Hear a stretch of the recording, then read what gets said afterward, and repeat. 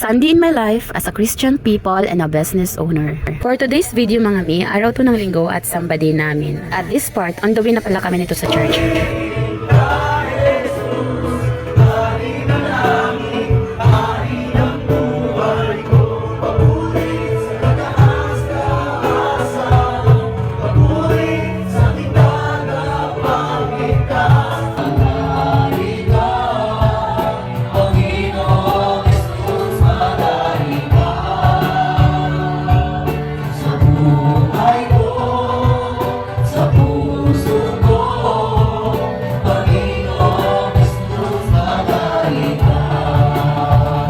Kasi ito po yung kalooban ng Panginoon na siya po ay maghari dito sa mundo.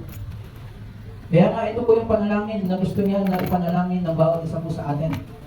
Thy kingdom comes, thy will be done on earth as it is in heaven. Gusto niya na yung will niya sa heaven ay mangyari dito po sa earth. Kaya mangyayari po yan pagdating po ng time na to. Kaya hindi po ikaw may hawak ng buhay. Baka mo kailangan po natin pangalagaan, kaya tayo lagay ng team para yung mga tumataba. Kasi ganun po yun eh. Ang Diyos po ang may hawak ng buhay. Ano ba? Pag yung buhay mo ay tinakda ng Diyos na mamuhay ka na 70. E tapos kain ka ng kain, 50 ka pa lang, may sakit ka na. Parang mabuhay ka pa lang 70. 20 years kang papahirapan na sakit mo. Tama po?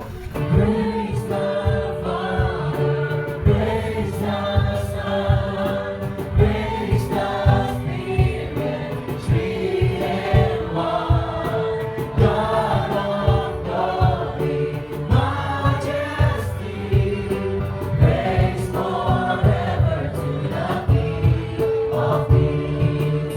Kaya naman dalahin nga po namin, Panginoon, sa inyo na pinaghahalian kami. Dalahin nga po namin na kami ay tumugon sa inyo pong mga pinagagawa sa amin.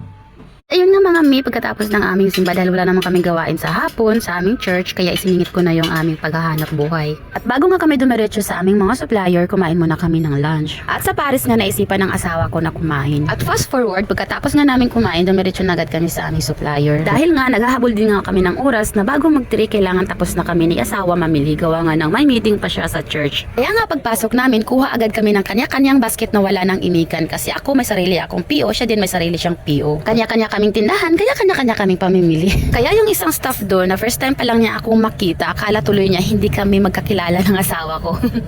Kaya nagulat na lang siya at natatawa nung sinabihan siya ng kasama niya na mag-asawa kami.